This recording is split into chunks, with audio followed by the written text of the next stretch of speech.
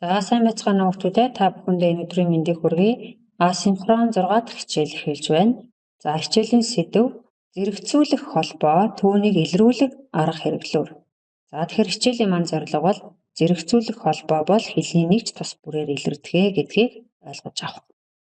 За тэгэхээр нийлмэл үгийн төвшөнд зэрэгцүүлэх холбоос маань яаж илэрч болох вэ гэдгийг ярих гэж байна. Тэгэхээр нийлмэл үгийг бол холбогдож байгаа аргаар нь зэрэгцэн нийлмэл, угсарсан нийлмэл гэж хоёр ангилдаг.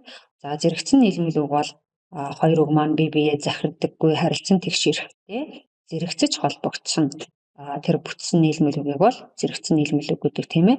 За жишээлбэл эцэг их, баг балчир, жаргал, зовлон гэдэг ч юм уу. За тэгвэл энэ зэрэгцүүл холбоо ямар аргаар илэрч болох вэ гэхээр нэгдүгээр нөхцөлийн аргаар илэрч болно. За энэ нөхцөлийн арга дотор дараах нөхцлүүд байна. Мөн одоо холбоосын арга байна.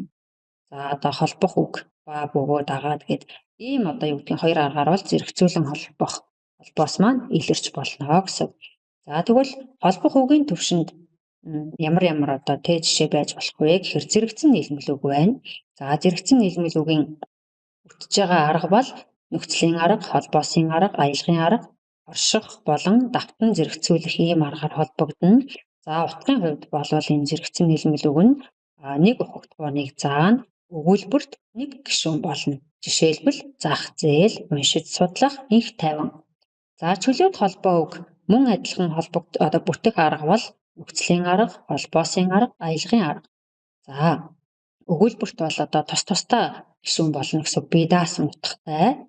За бие даасан одоо юу гэдэг те тусын гишүүний үүргийг гүйцэтгэх гэсэн. Жишээлбэл улаан, хөөхөө, шар, ягаан, цэцэг гээд тусдаа бие даасан утгатай. За өгүүлбэрийн зэрэгцэн гишүүд гэж байдаг. За мөн одоо бүтэж байгаа арга нь бол нөхцөлийн арга, холбоосын арга, аялгын арга.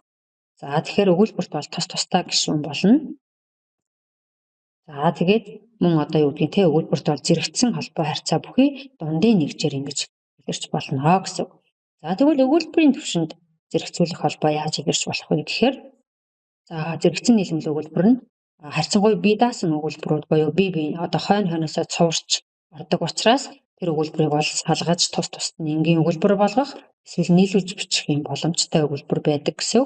За мөн одоо бие биесээ шалтгааллахгүй тодорхой тийм холбоо байхгүй өгүүлбэрүүд болдог гэсэн. Мөн одоо дундын ерөнхий одоо нэг ижил гишүүнтэй байх юм одоо юу гэдэг те шинж чанарууд бол зэрэгцэн нийлмэл өгүүлбэрт байдаг гэсэн. За тэгвэл зэрэгцэн нийлмэл өгүүлбэр нь бүтэц бүрэлдэхүүний хувьд ямар байж болох вэ гэхээр хоёр бүрэлдэхүүнт өгүүлбэр дээр хоёр бүрэлдэхүүнт, нэг бүрэлдэхүүнт өгүүлбэр дээр нэг бүрэлдэхүүнт, эсвэл хоёр бүрэлдэхүүнт дээр нэг бүрэлдэхүүнт, нэг бүрэлдэхүүнт өгүүлбэр дээр хоёр бүрэлдэхүүнт өгүүлбэр гэсэн юм байж болно гэсэн. За тус бүрдэн жишээ бол арталт нь бичсэн байна тийм ээ. За тэгэхээр зэрэгцэн нийлмэл өгүүлбэр холбогддог аргыг нь аргаас нь шалтгаалаад холбоосгүй зэрэгцэн нийлмэл өгүүлбэр, холбоос зэрэгцэн нийлмэл өгүүлбэр гэж хоёр ангилдаг. За холбоосгүй зэрэгцэн нийлмэл өгүүлбэрт ямар өгүүлбэрүүд орох юм бэ гэхээр хэлэх аялга буюу одоо таслалаар зогсцоор цэгээр холбогдсон өгүүлбэрүүд бол орно. Жишээлбэл одоо болдын нас нь өчөөд, толгой нь халзан, сахал нь битүү, нүд нь улбар, зан нь төв боловч залин их гэсэн өгүүлбэр бол за утгын хувьд бол одоо нэг цагт зэрэгцэж байгаа утга илтгэж байна тийм ээ. Үйл явдал нэг цагт зэрэгцэж байна.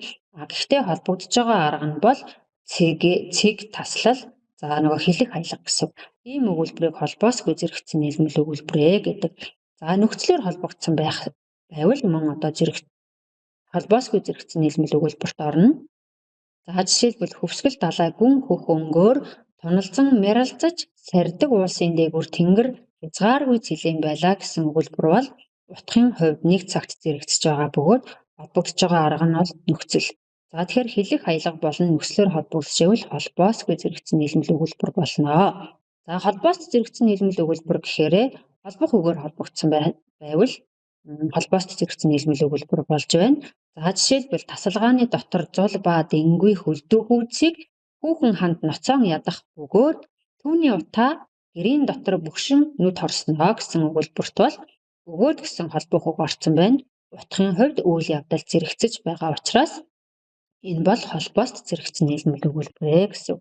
За ингээд синхрон, асинхрон хичээлээ үзээд Дасгал даалгавраа хийгээд сав мэд дарж илгээгээрэй хүүхдүүдэд. Анхаарал хандуулсанд баярлалаа.